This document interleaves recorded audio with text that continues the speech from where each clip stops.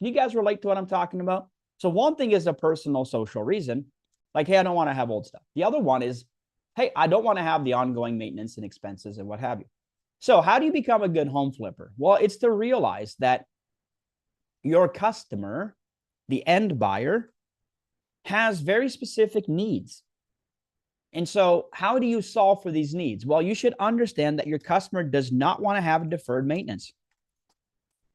Let's deal with that right now. You have home flippers who are what we call bottom of the barrel flippers. And so they do the bare minimum. And they're like, I'm just going to go do the bare minimum, put the house up on the market again, and I'm going to flip this house. What you're failing to understand is the economics of this topic. If you don't deal with the deferred maintenance problem for a new buyer, then you will not get the price associated with that level of confidence. And so I think a lot of home flippers shoot themselves in the foot by doing substandard work. And then when they have a hard time selling the property, it's because they're really competing with and conflicting with this idea that the customer wants confidence. Your customer or end buyer, they're looking for a place that has the least amount of deferred maintenance. They want the most safety, the most guarantees, the most stability. If you're a home flipper and you do less work than you should, or you ignore things that you shouldn't, you're going to have problems in the home flipping space. And so it kind of works like this. Do the work right, and you will often be overcompensated because so many people do the work wrong. Now, what does that mean? Well, from a sentimental standpoint or a sentiment standpoint, let's think about the value associated with being a home flipper. All right, what is the value? Number one is going to be care, right? Why do I like home flipping? Why do I enjoy home flipping? Well, I'll tell you a little story. Back in the day, anybody ever get those little die-cast cars? You know what I'm talking about? Like for Christmas, you would get a die-cast car. And you would get one of these vehicles and it would be like perfectly like in a box. Anybody know what I'm talking about? You get these little model cars. Well, when I was younger, we got these little model cars for Christmas. And guess what I did with the cars? The answer is nothing. I left them in the box. Look at Jay. Jay's got it right there. You leave the car in the box. You preserve its condition. You value it. You take care of it, right? And then you meet other people who do what? They take it out of the box. Right? And then they open all the doors. And then they get it all dusty. And then they run it over with their real car. And then it's missing parts. And then it just looks like another beaten up toy. And so if that's you, you shouldn't flip houses because you're negligent. And so the idea is home flippers like to create order and stability, right? And you create order and stability. Because you know something, it's worth more when it's done with care. Home flipping will reward you if you do things with care. Now, why is that the case? Because the buyers are also very aware if you took the care. There's a lot of buyers who are picky. There's a lot of buyers who they're going to have a home inspection. They're going to have a formal appraisal process. You are not going to convince buyers that you did the work if you did not do the work. There's too much transparency in the flipping business. So there's a level of personal care and pride of ownership that comes with flipping houses. And the reason why that's going to help you and give you more leverage is because when you exert that level of care in your flipping business, you're going to do something that you may or may not be aware of.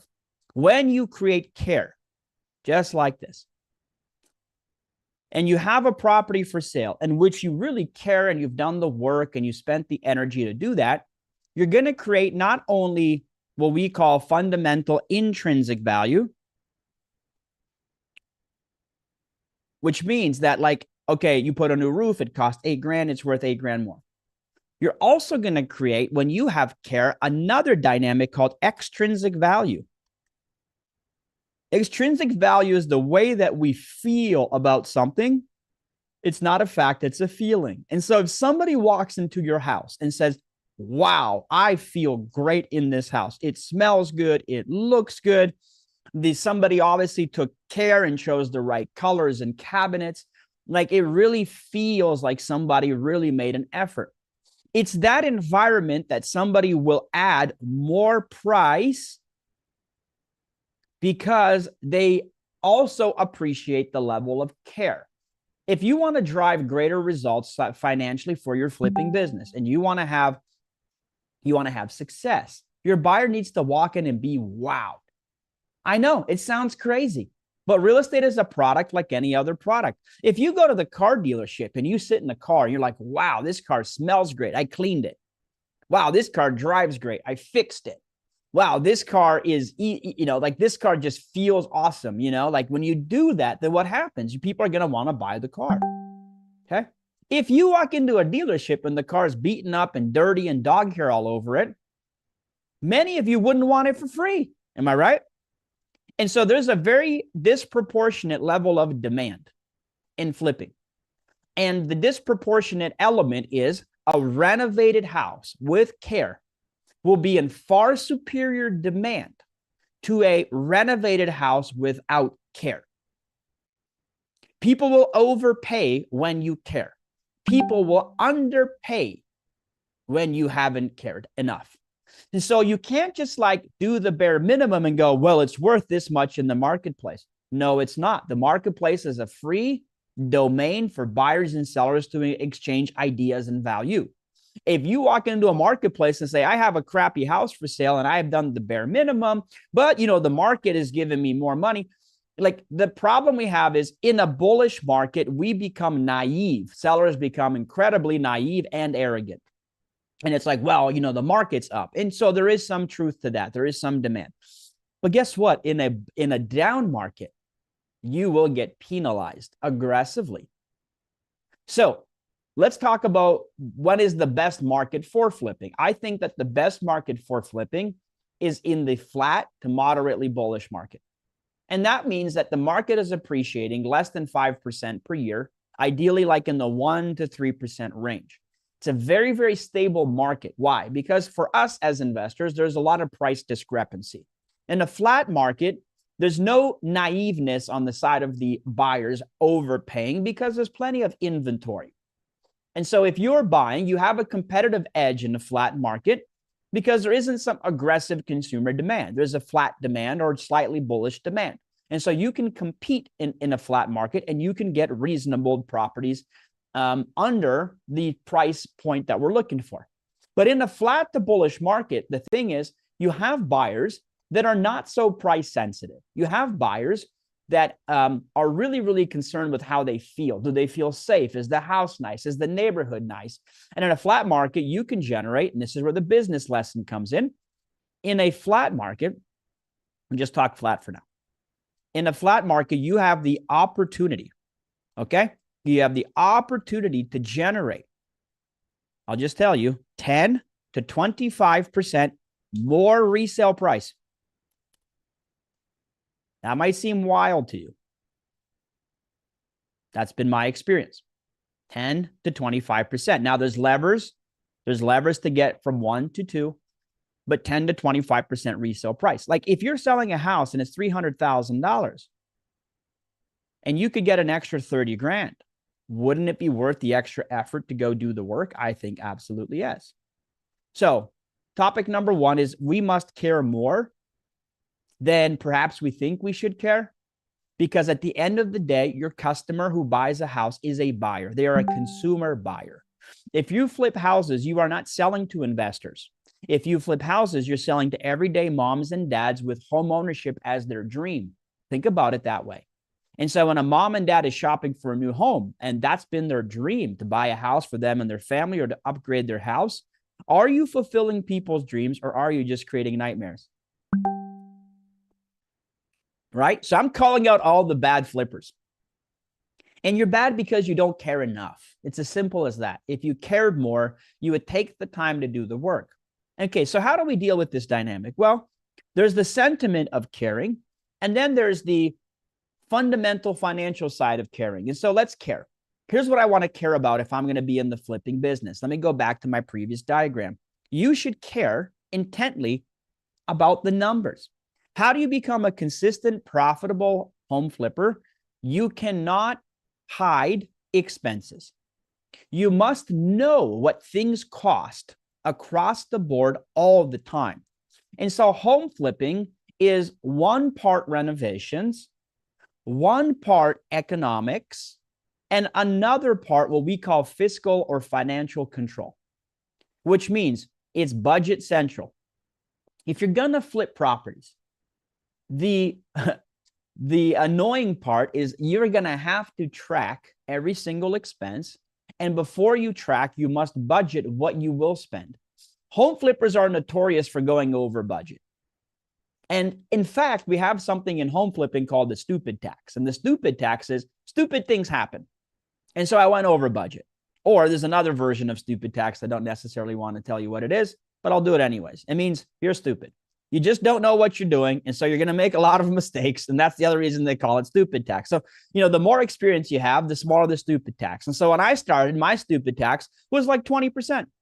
So if my renovation would be $50,000, I would just add another 20% on top. So I'd put another $10,000, calling it my stupid tax, because stupid things happen and I don't know things. And so to a degree, I'm stupid when it comes to the subject. All right. Or naive, or whatever word you prefer if you don't like stupid. When I was young, we weren't allowed to say stupid, but now I'm old and now I can say it. And so there you go. All right. So in order to avoid a stupid experience, which none of us want to have, then we should prepare that it's going to require more probably than you're planning.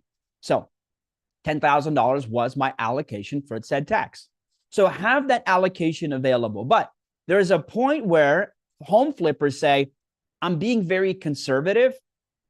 And there's a point of super conservatism that's no longer conservative. It's just ignorance. And so we actually want to be as accurate as possible. We don't want to be as conservative as possible. Let me clarify that dynamic. If you go into every real estate deal with like, I'm just going to be overly conservative, then you won't create enough margin, because an experienced flipper knows exactly what they want to pay for the property. And an experienced flipper knows exactly what the renovations cost. Like, think about it.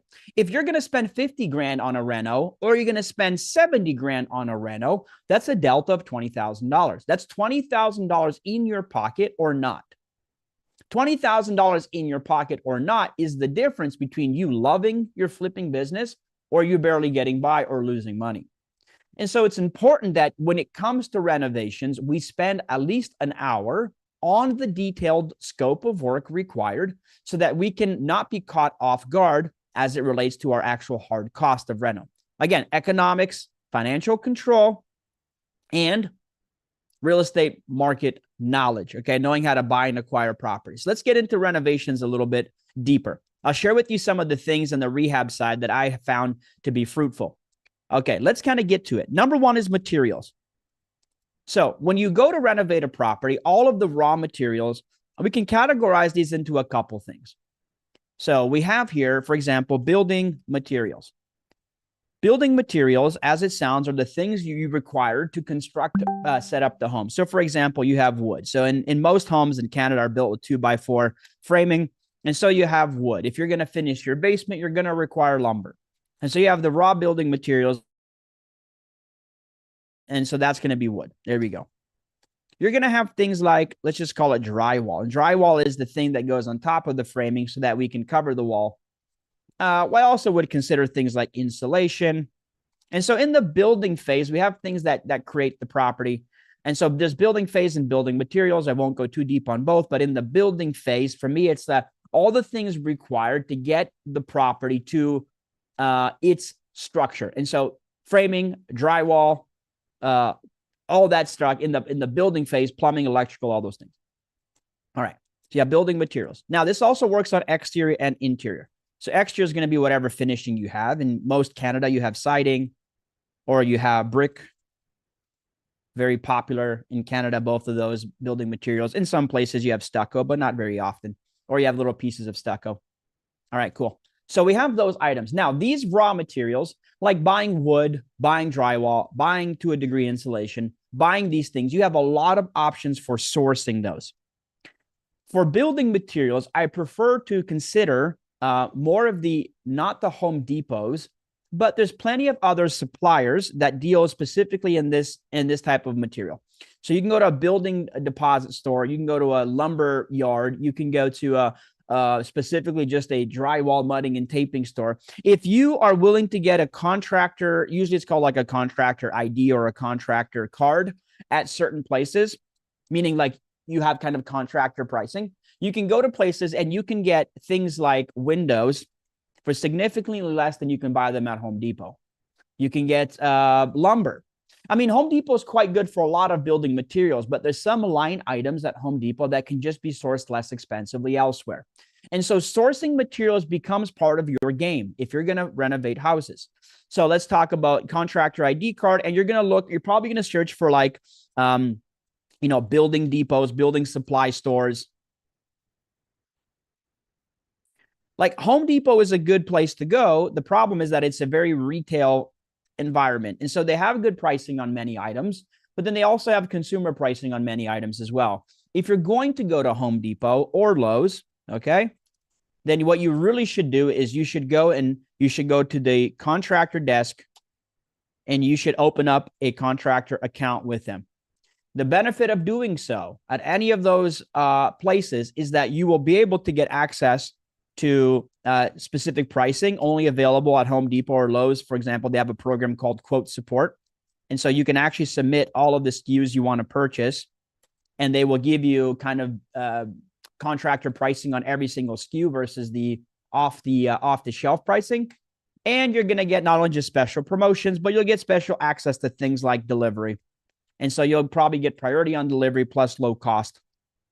You know, like we used to go to Lowe's and get delivery, like literally an entire delivery item for like $20.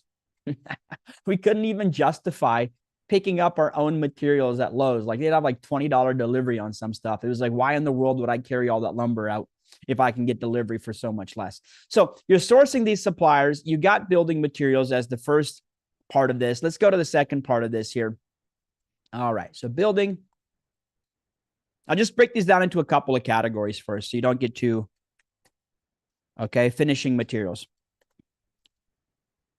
Now, the finishing materials can be classified under things like paint and flooring. It's all the stuff that becomes visible, all right? All the stuff that becomes visible at the end of the job.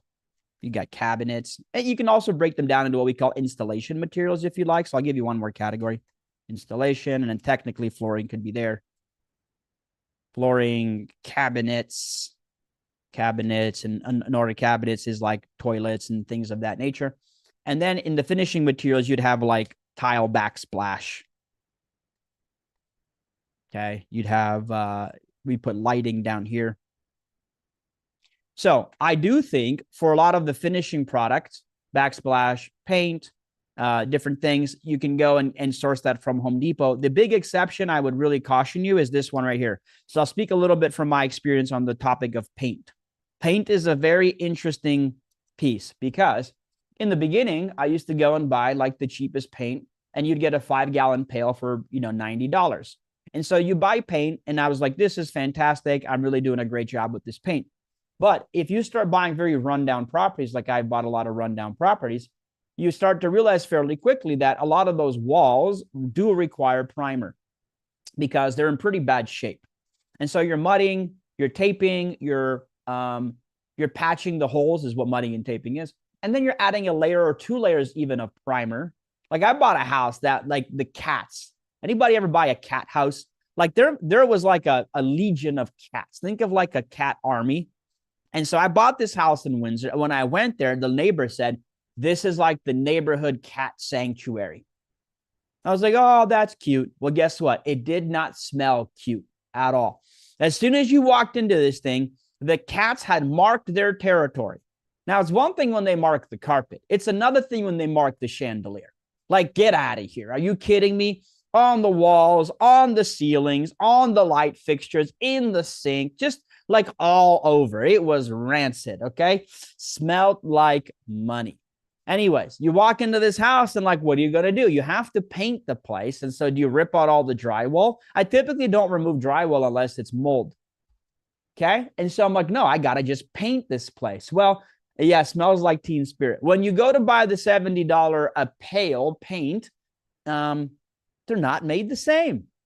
And so what I used to do, I'll tell you right now, the products I have used that have been great for me. There's a product that Home Depot sells called Kills, and there's Kills number 1 and Kills number 2. Kills number 2 is the blue box. Kills number 1 is the red box. Kills 2 is the product I love. It's not cheap. It's an expensive product, but it literally, it tries to kill all the odor, and it does a pretty good job. And so for most of my homes, I would literally prime the house with Kills 2. I wouldn't even buy primer. I just prime the house with Kills number 2. So I'd buy buckets, because you should buy them in the 5-gallon pails. They're going to be better for you than the small 1-gallon buckets. And so you get Kills number 2, and you just kills everything. Okay. Back then we didn't know how to use paint sprayers, and so we just rolled everything on. And so you just Kills number 2, the whole house, the ceiling, the walls, the trim, the whole thing. Okay. Even the cats got Kills 2. That's not true. But anyways, could have. Once you do that part, then the second thing is, now what do you do? Well, Lowe's had a product called Bare Premium Plus or Bare Premium Ultra Plus. And it's supposed to be like 2 paints in 1. And so the idea was like 1 coat is almost like 2 coats. The problem is that it was over $200 a pail. Now, we did use it. Kills plus Bare Premium together, awesome combination. And so here's what we learned. We were able to paint the house 50% faster with Kills 2 and Bare Premium Ultra, because we were in and out in 2 coats. Kills, paint. If it was really bad, we'd probably stick a second coat of Bare Premium on top. Okay, but Kills 1 time, Bare Premium 1 time. Now, here's the caveat. We did wash the walls. After a while, we learned washing the walls helps. Painting spider webs is not the move, just so you guys know. If there's like stuff glued to the wall, don't paint it, okay? If there's spider webs, clean it. And so we used to go and buy different disinfectant, and we used to just wash all the walls. Now, this sounds like basic stuff, right? Like every painter knows this, but a lot of other people don't know this. The reason why this is important is because people who painted before you, they have chosen different types of paint. And so there's multiple types of sheens. Sheens is how glossy something is. And so you have semi-gloss and full gloss and eggshell, right? And then you have flat and matte. And you have all these different types of sheens. And so when you wash it all down, you get all the gunk off of it. When you hit it with the Kills number 2, you basically return it back into a flat finish. Okay? Very, very important. We didn't know this at the beginning, so we just started putting paint on top of old paint, and what do you think happens? It peels, right? It peels. It doesn't stick. So you wash the wall, you Kills the wall, you paint the wall. And then here's what we learned. Well, that's pretty good, but it became kind of pricey. Now, we were cutting our painting time by 50%, and so that was very helpful. But then I said, can we also then use cheaper paint? And so this is when we discovered that painting supply stores would actually give me a way better price than Lowe's. And so we found an equivalent to Bare Premium. And I think the store that we were going to is called Deluxe Paints. And there's a deluxe version paint in your city for sure. And it's a painting supply store. And you're going to walk in there and say, I want to get contractor pricing. I want to buy by the pail. And I want to buy 2 to 3 pails at the same time. Now, how do you gain efficiency as a home flipper? It's called single and multi-digit economics. So in single-digit economics, what happens is you end up looking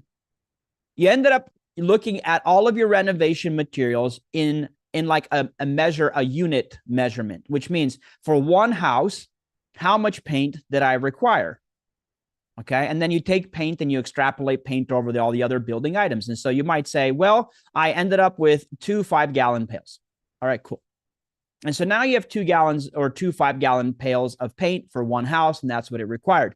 Well, that's kind of single unit, and also known as a COG, cost of goods sold. Like you can say, hey, Ben, I was able to take a $15,000 standard renovation cost in my materials, and I was able to bring down my cost to $12,000, saving $3,000. Well, $3,000, when you think about it, everything is in rounding percentages. $3,000 divided by 12 grand, well, you just saved 25%. Right? And so it's quite a significant drop in costing when you do that. Okay. So now what's the case? The moment you've got this figured out and you are able to create a quality product with reasonable costing, Okay. As you scale and as you add more inventory, your discount gets reflected at volume. So there's two dynamics that happen. One dynamic is that as you scale, you gain economies of scale, which means that you have extra paint. Let's just say you have a 1 gallon left over at house number one. You can take house number one, paint the house number two, because you're smart like me and you only do the same paint color. Like, one thing that really helped me was creating uniformity across all my renovations.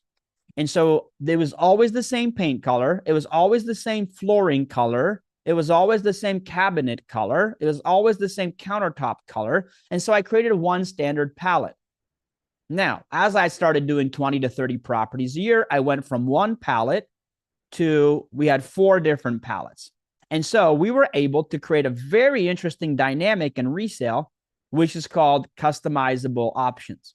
And so a customer who wanted to buy one of our renovated properties, we built such a good reputation that we also said, hey, if you want to pay extra or you want to cut the line, we will let you. We'll let you choose out of 4 paint colors. We'll let you choose from 4 kitchen cabinets, as long as it's the same price. We'll let you choose from 4 countertop colors. And so we allow people to mix and match predetermined finishes. That gave us a couple of variables. Number one, it gave us this expansion because now we have leftover materials from many properties. It also created what? Customer demand. See, demand goes up when customization goes up. And so what you can create is what let's try to call this predetermined customized options. I know it sounds fancy, but what basically I'm saying is, why don't you choose 4 things at the same price? Why don't you grab the samples for 4 things? And when you meet with your buyers, you say, I have one of 4 choices for you. Now, this became really evident to us when we started flipping more and more houses, because here's the dynamic of what happened. When you do your first house, like for me, Forte Real Estate Home Flippers, doing the first house creates proof. Okay? Proof. So now I have proof that I know what I'm doing. The very first house that we created, real proof, was in Windsor, Ontario, on the 1700 block of Hickory. And so we did a house. It took like 6 months to renovate this thing. It was fantastic. Now, you guys are going to laugh when I tell you this, and some of you will be in disbelief, and some of you believe, but you know how awesome I am. I bought that house for $15,500 from the Canadian government. Yeah, it's a single family detached dwelling when everybody else was scared and they were like, I don't want to go and buy real estate. I was like, I'm buying real estate. And so I bought that house for $15,500 and I invested about $40,000 in this renovation. Now, I went a little bit overboard, guys. I got to tell you, I even put in a staircase and I built another bedroom in the loft. And so that's a little overboard, right? But I did a full renovation on this place. I spent about 40 G's. Now, I have the proof on the 1700 block of Hickory, Windsor, Ontario. Now that you have proof, here's what you guys all need to understand about your business is that once you have proof, you are going to expand your demand. Everybody say expand my demand. You will expand your demand, which means that you're going to have people going, wow, that was a nice house you guys sold. I want to get one of your houses too. And so when you expand your demand, you also create and grow your brand. So put that in the chat. Expand your demand will grow your brand. A brand isn't a logo, it's a reputation. That's a brand. A brand is when you succeed and make nice products and people like it and they buy it quickly and they give you, right? They give you glowing reviews. And so you do that. And so now what happens? Well, here's the dynamic. You do the first proof of concept and you keep the cost reasonable. Then what you do is, like I said, you're going to have this benefit of the expansion. And so you have uniformity across your properties, and that happens in your choices of finishes. We'll get to this part, but this one is going to be called subcontractors. Okay.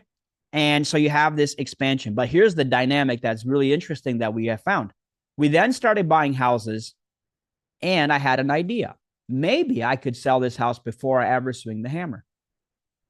And so here's what we would do, guys. We would literally go in and demo the house, which means demo is demolition. We take all the stuff off that wasn't there, all the old cabinets and the old flooring and whatever. We would literally demo the house, okay? We would throw out all the garbage, okay? We would use Kills 2 to basically cover the whole house so it didn't smell, Annie, and then we would market the house for sale. And buyers would come in. Think of what a builder does. A builder has a model home, right? Buyers would come in and I would have a website with pictures of my last renovations and happy customers. And then I would tell them, here are 4 finishing options. You can choose the finishes. I can put up a wall over here. I can do X amount of customizing things.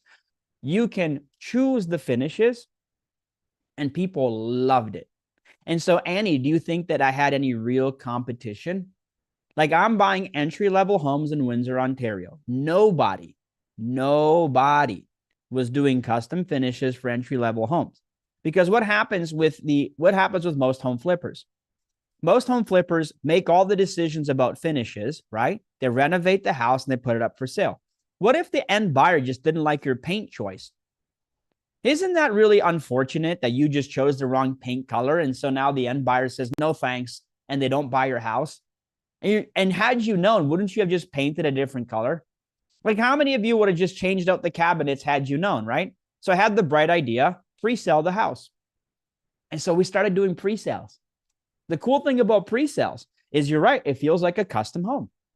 So you guys as home flippers, how do you increase your margin and lower your risk? Well, you're going to renovate anyways. So why not get the house to the construction phase and then market the house for sale with custom finishes? If you do that, you're back to the extrinsic value. What's the extrinsic element? The excitement. Hey, Ben, I get to choose my paint colors? Whoa, I get to choose my cabinets? Whoa. How much do I have to pay? The answer is more than the other people who don't. You're going to paint it anyways. And you're going to install cabinets anyways, right?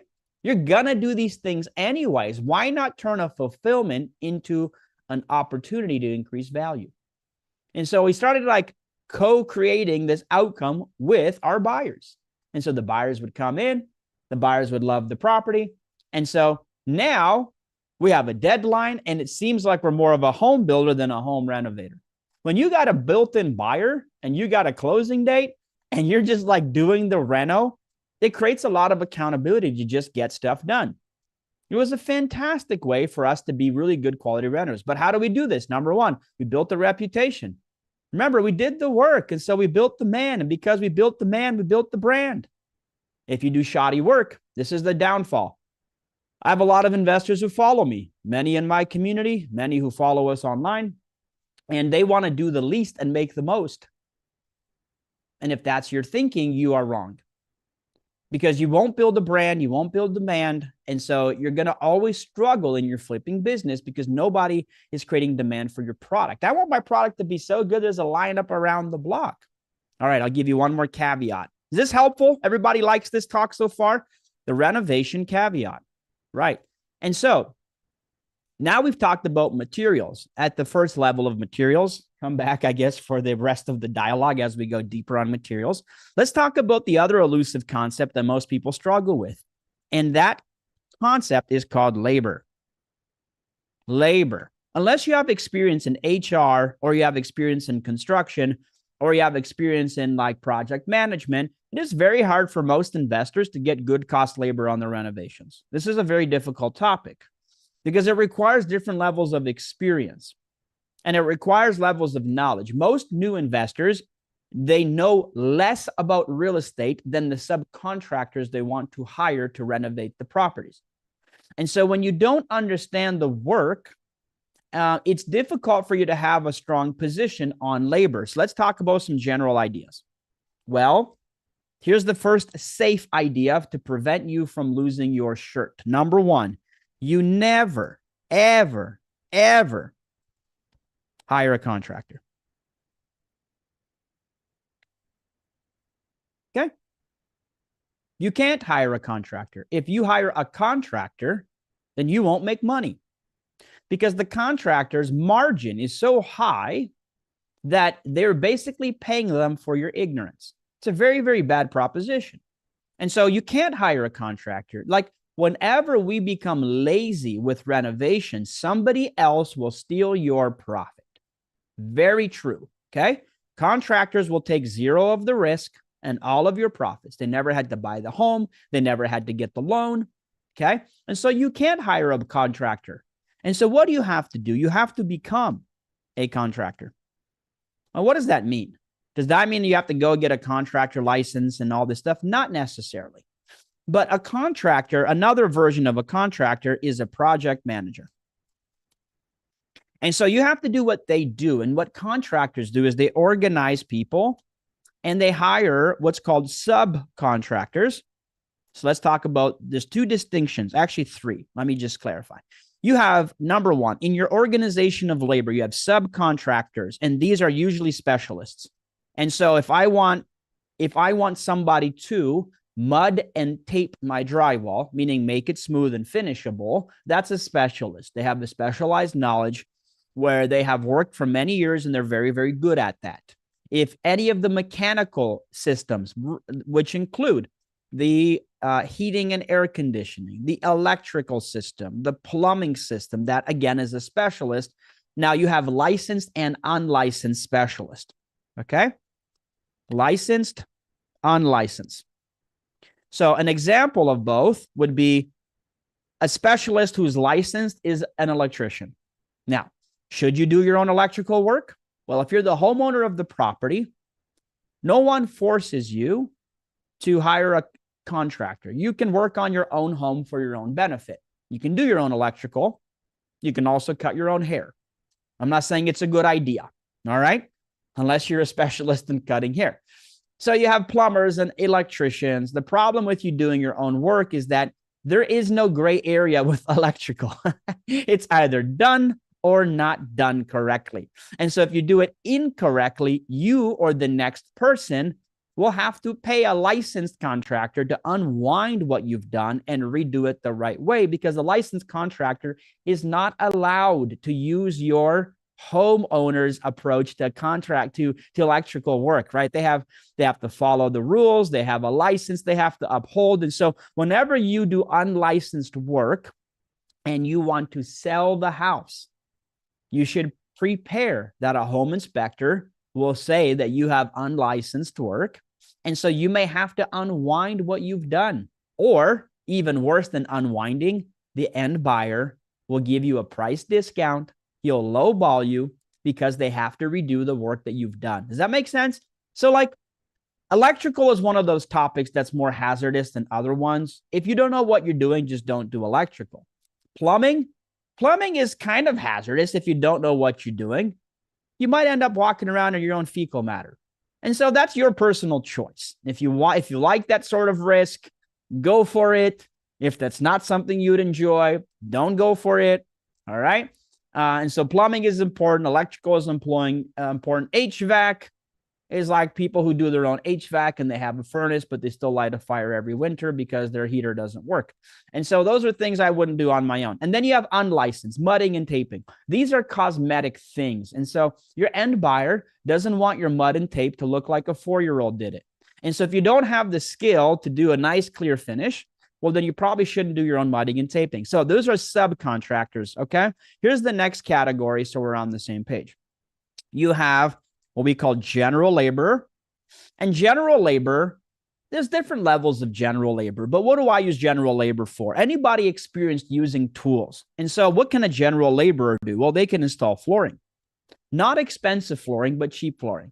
We have one of our friends, Dave Komet, who installs very, very beautiful flooring. He does like $5 a square foot travertine, and I've had it in my house. It's very nice with a nice beveled edge. And so I wouldn't trust a general laborer to install travertine, but can I trust them to install, let's say laminate flooring or luxury vinyl plank for Home Depot for $2 a square foot? Yeah, because anybody can do it with some basic YouTube videos. It just requires work. And so you have installing flooring to a degree. We can argue if paint is a general labor. I think it is, but I like my laborers to have some experience. Otherwise, it looks like a coloring book for my children. And so we can install flooring, we can do paint, we can do landscaping, right? We can do a lot of things, okay? And so there's another category here, landscaping, okay? And then the third type of labor that I like to think about If you're gonna do this with more consistency and you want to go bigger, then I would say for me, I have what I'm going to call internal. And I don't mean free, I mean internal. Like I actually prefer as a home flipper to have at least one or two people on my team. All they do is run arounds and general labor internally. Because with renovations, what you're going to find is there's a lot of loose ends. The garbage needs to get picked up. Materials need to get delivered. Some flooring piece wasn't installed correctly. There's a flashing that's missing on a window. There's a trim that hasn't been put up correctly. There's a banister that needs to be installed on a rear deck. Like all of these things, I believe you're better off to have an hourly paid person who more or less is on the job. Okay. So on the job. The other reason this is great, guys, is because if you have specialists coming and going, I have a guy, I won't say what trade he was in because I don't want anybody to figure this out. He was great at his trade, but just always left a massive mess. He would do his job, and then he would leave all the garbage from his job for the next person to clean up. And so that level of entitlement doesn't work because obviously you realize the next trade comes in and they're angry because the last trade left a mess and you're the one who's going to get the slack. So I like having one or two internal people. I like then also hiring larger general labor. So I have a guy who does drywall. We have a guy who does flooring. Our people can also do those things. And then we have subcontractors. And so you are now the project manager of this. So how do you get the pricing where it needs to be? Well, there used to be a model called price and materials. All right. So price and materials kind of works like this. It is whatever the cost of materials is. So let's just say flooring. Let's just say the flooring is going to be $4 a square foot. And you have 1,000 square feet. That's $4,000 expense. Usually the labor for that, historically, what people do, they'll just make it the same. It's a very kind of lazy way of doing it. And so it's $4,000 for install, $4,000 materials equals your total job is $8,000. Well, the flaw with this logic that's been used for many, many years is that what if I got the flooring for $3 a square foot? Should the labor also be 25% cheaper? You guys see the flaw here, right? And so I think that this has worked well when you allow the contractor to buy the materials. It works better for the contractor than for you. And so part of my renovation, one of the first things I really did in my renovation business was this. I've almost never allowed the labor to be in charge of selecting the materials. I don't allow the laborer to go and buy the materials. The problem with that is, okay, here's several problems. Number one, cost. You guys know a lot of contractors just have they'll just add more cost into the material to offset the fact that it shows. So it's more cost for the material, which basically means that they're going to make more money at the end of the day, but they're going to hide it in the material cost, not in the labor cost. You guys get that? It's a huge, huge deficit of allowing other people to buy the materials for you. Here's the next one, surplus. What happens with the leftover material at the end of the job? Who gets that? When they buy the material, usually they take the material.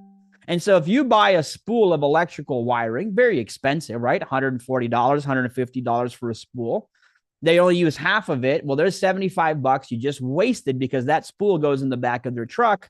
And now they're going to use that spool for the next customer job and tell that customer they require a spool. And so this guy is ending up with half a spool per job, right? It's an extra $75 worth of material. Before you know it, he's opening his own Home Depot.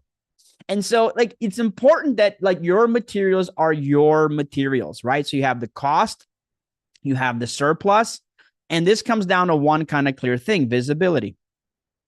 Now, there's one more dynamic so you guys can understand. And this is called upfront capital. When you ask a contractor, hey, go and do my electrical and you buy all the materials, the problem with that is you're asking them to front your material cost. When you ask them to front your material cost, Part of it is they just charge you more for the material. We'll call it a convenience fee. And the second part is they're going to charge you more for the labor. Okay. So, because it's an inconvenience, like they have to risk. And so what I like to do with all my labor, this is how you get the best possible price, is that you reduce the risk. Reduce. Cool. You reduce the risk. That's what you do.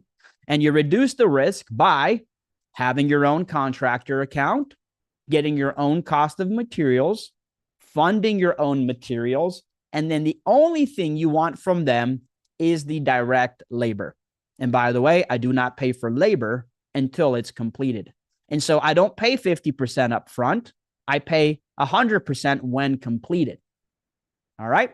So next week, I'm going to give you the rest of this talk and how we move through getting the best pricing from contractors, when and how to pay people, how to get credit so you can fund your renovations. There's a lot of different angles that you can do here to kind of grow your side of things. All right. Which is very, very cool. You guys like this talk? Is this helpful? Yes. Cool. Yeah. Okay. Very, very good. So, if you're going to renovate and fix and flip properties, it's a wonderful business to be in. One of our friends, Rianka, is here, and she's been buying properties. She's actually got a property on the go that she's been renovating for quite some time. And she's almost done the one property. She has a second one. Now it's got I think she's on her fourth deal right now. She's done a wholesale, but her and her husband, Heinrich, many of you guys know them. Some of you are brand new. They've been crushing it, doing a great job, full-time real estate investing, both of them. And Heinrich is leading the way on the renovation side. Heinrich is a very pragmatic person. And so he's over there making sure things get done. And he's a great person to ask, like, how do you manage your job site? Like, what are you looking for? He's very specific. He focuses on quality. In fact, I even hear that sometimes if one of his laborers doesn't do a good job, he goes in and redoes the work. I hear that's the case also with Heinrich. And so let's go ahead and introduce our awesome couple who's here with us. They're going to walk us through their business model. Everybody welcome Rianka and Heinrich to the call. Everybody give them a hello. Let's unmute everybody and say hello, guys. Hi, everyone. I hope you guys are doing good. Hello. Hello. Hello. Hello, guys. How's it going? Hello, you guys. Okay, that was kind of sounded like the dawn of the dead over here. Let's just try that one more time. Everybody unmute. Hello, you guys. Hey. Hey, you guys. Hello, you guys. How are you? Hello, you guys. There we go. That's All right. much better.